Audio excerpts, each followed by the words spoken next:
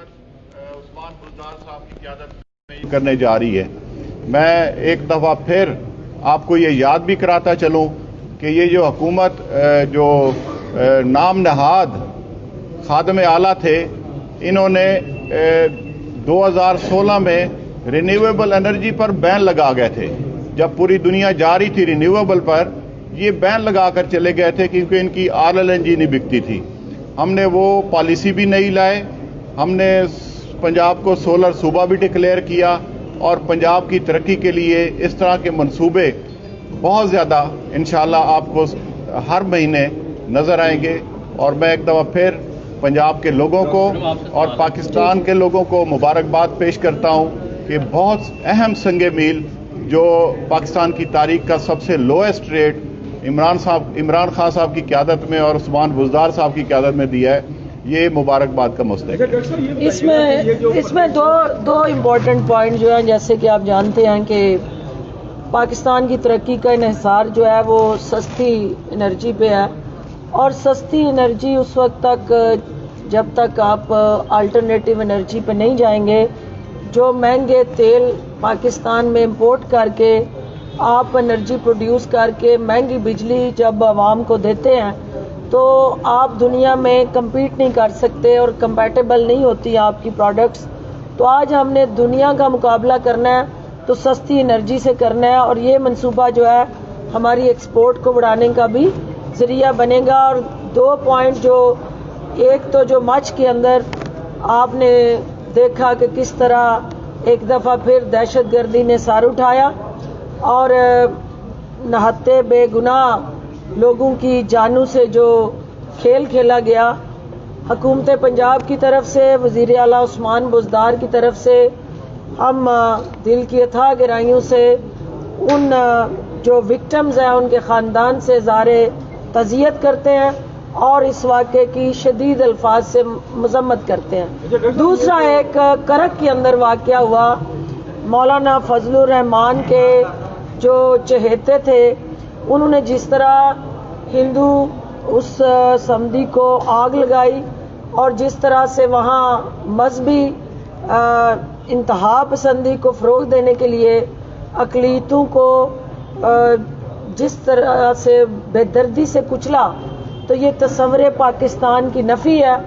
हम हुकूमत पंजाब के फोरम से किसी भी ऐसी सोच जो है उसको कंडेम करते हैं। जी साहब, ये इशू आता है, डेफिनेटली पब्लिक सेक्टर में बहुत काम कर रहे हैं, लेकिन प्राइवेट सेक्टर में एक इशू आता है, नेट मीटरिंग का इशू होता है जी, कि जो बंदा जनरेट करता है उसको बाद में उसका सिला भी मिलना चाहिए। इसका जो नेपरा का जो रवैया है काफ़ी ऑब्स्ट्रक्टिव है कि वो वसूलन 1000 रुपया फीस थी, अब उन्होंने 10,000 रुपया कर दी है। इसमें क्या कहेंगे कि जब वो एक फीस जब आपको सहूलत देना चाहते हैं लोगों को ताकि वो बेच सकें, जो अब टैरिफ चाह रहे हैं कि टैरिफ डिटर्मिनेशन कैसे होगी? जी मैं एक बात भूल गया, मैं अपने सेक्रेटरी एनर्जी और एनर्जी डिपार्टमेंट के तमाम जो हमारे स्टेक होल्डर्स हैं, हमारी MD PPDB बोर्ड, उनको भी और उनकी पूरी टीम को खराज तहसीन पेश करता हूँ कि उन्होंने बड़ी मेहनत करके आज हमें ये दिन देखना नसीब हुआ। उनकी इसमें बहुत ज़्यादा मेहनत शामिल है।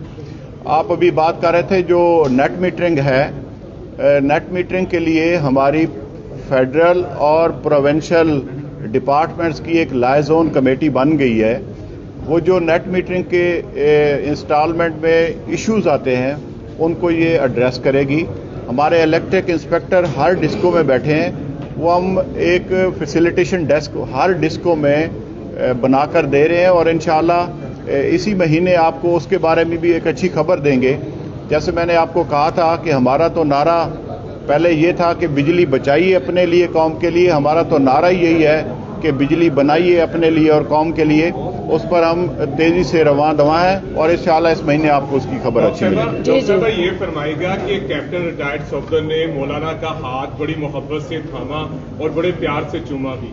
सुना है लॉन्ग मार्च भी खतरे में है, इस्तीफे भी नहीं दे रहे, सेनेट इलेक्शन में भी जा रहे हैं। क्या ख्याल है, कोई मौलाना ही आखिरी उम्मीद रह गई या PP की तरह कुछ और भी हो सकता है?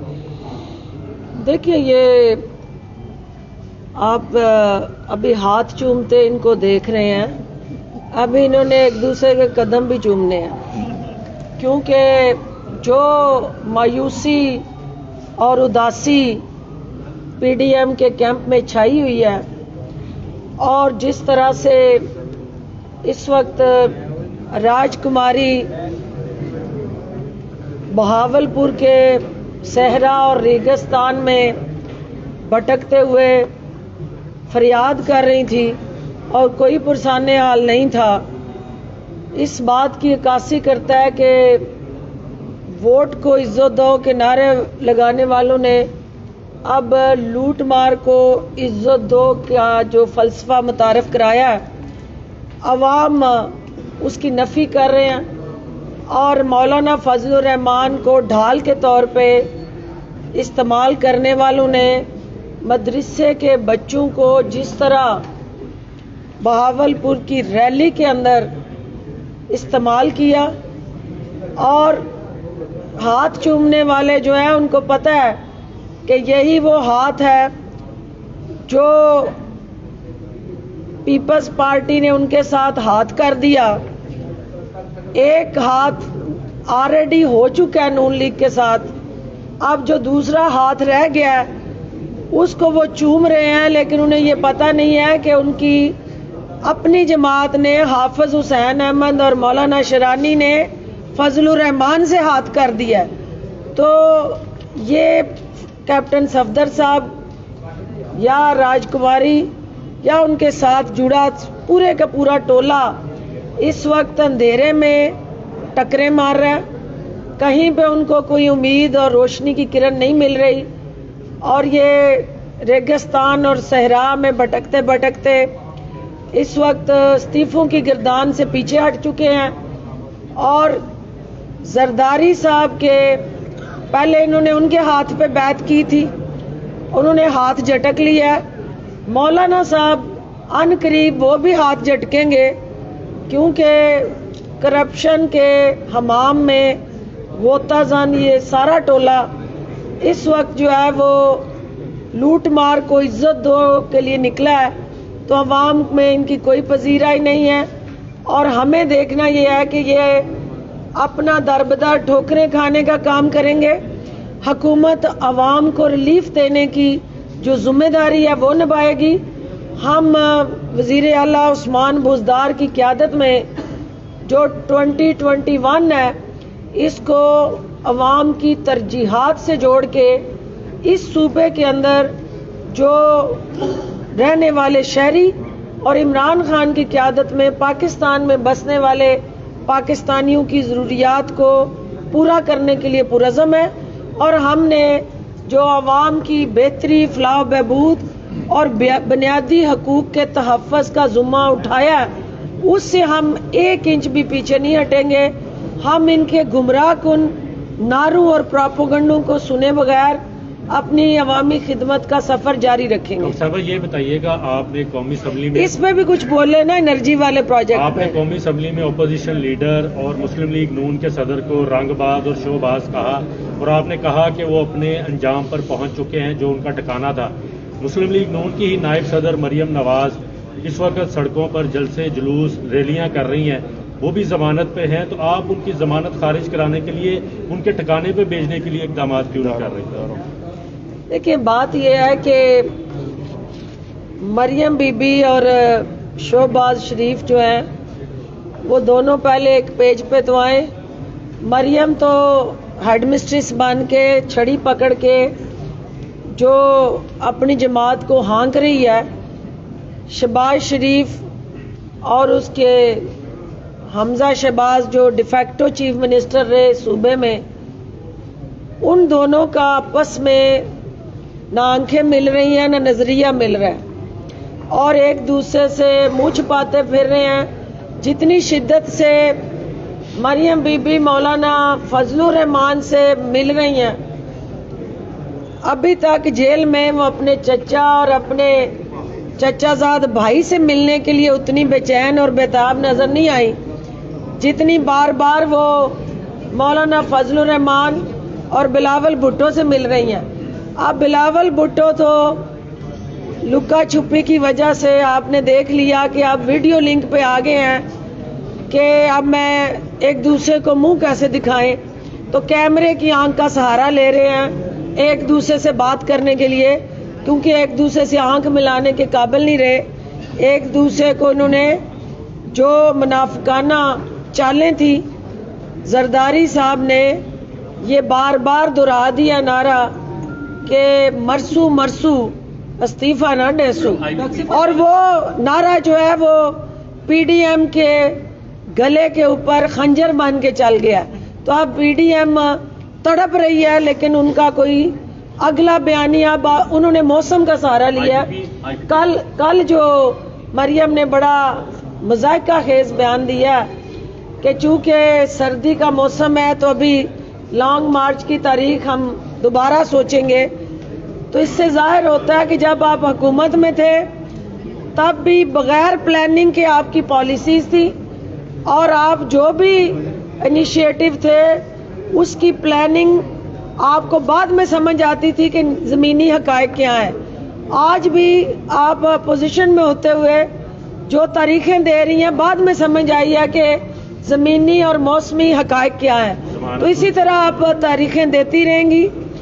کہیں پہ بھی آپ کو تاریخ کے اوراق میں کوئی پذیرائی نہ ملے گی، نہ عوام کے دلوں میں کوئی جگہ ملے گی. جس جگہ آپ انہیں بھیجنا چاہتے ہیں وہ عدالتوں کی ضمانت پہ قانون کو بار بار للکار کے شہادت کے قانونی شہادت کے اعلیٰ درجے پہ فائز ہونا چاہتی ہیں، اور وہ چاہتی ہیں کہ جلدی جلدی مجھے پکڑیں اور مجھے اندر بھیجیں تاکہ میری فیس سیونگ ہو. ہم اسے بے نقاب ہوتے دیکھنا چاہتے ہیں، اور ہم چاہتے ہیں کہ وہ عدالتیں جو ہیں اس حوالے سے اپنی ترجیحات طے کریں اور وہ فیصلہ کریں کہ ان کا یہ جو ملزم ہے جو سرے عام قانون کو بھی للکار رہا ہے، عدالتوں کو بھی للکار رہا ہے، قانون اپنی عملداری اس کے گلے میں کب یقینی بنا رہا ہے، یہ بھی قانون کی عملداری کا امتحان ہے. اور اس میں حکومت کی خواہش نہیں، ہم چاہتے ہیں کہ قانون کی بالا دستی ہو اور قانون اپنا راستہ اختیار کرے. میڈم بات یہ ہے کہ آئی پی پی سے معاہدہ کرنے جا رہی ہے ریویژن فیڈرل گورنمنٹ. یہاں پہ جو بلوکی کا تھا، سائیوال تھا، جھنگ تھے، مہنگے پروجیکٹ تھے، 25 روپے فی یونٹ آپ کہہ رہے ہیں بات ہوئی ہے، کیا ان پہ نظر ثانی نہیں ہوگی کوئی بات؟ بالکل ہوگی. جی بولیں. دیکھیں، میں ایک بات یہاں پر جو میڈم کر رہی تھی، یہ کہتے ہیں کہ ووٹ کو عزت دو. ہمارا نظریہ ہے کہ ووٹر کو عزت دو. یہ ووٹ کو عزت اس لیے دیتے تھے کہ ووٹ کے ذریعے یہ منی لانڈرنگ کر سکیں، اپنے مقاصد حاصل کر سکیں، اپنی جائیدادیں کھڑی کر سکیں. وہ نوٹ کو عزت دو تھا نا. ہاں جی، ووٹ نہیں، نوٹ کو عزت دیتے تھے، اور ووٹ کو عزت اس لیے دیتے تھے کہ اپنے آپ کو اسٹیبلش کر سکیں. ہم چاہ رہے ہیں کہ ووٹر کو عزت دو. ووٹر ہوگا تو ووٹ ہوگا. جو آئی پی پیز کی بات ہے، وہ سارے جو آئی پی پیز کو ہم جو رینیگوشیٹ کرنے جا رہے ہیں، جس میں ہمیں اندازہ ہے تقریباً کہ 700 ارب کا سالانہ بچت ہوگی. اگر ہم 8 سے 10 سال یہ رینیگوشن اس کو مکمل کر جاتے ہیں تو جو ہمارا سرکولر ڈیٹ ہے یہ اسی رینیگوشیشن سے پورا ہو جائے گا. جو جتنے پنجاب کے اندر فیڈرل کے منصوبے ہیں یا پنجاب کے ہیں، ان آئی پی پیز پہ جو کام کر رہے ہیں ان کے ساتھ یہ ساری چیزیں عملداری میں آئیں گی، اور ان کا امپیکٹ بھی انشاءاللہ عوام کو نظر آئے گا. اور بجلی کے ریٹس، یہ جو آج موجودہ ریٹس ہیں، ان کے پرانے ان معاہدوں کی وجہ سے ہیں.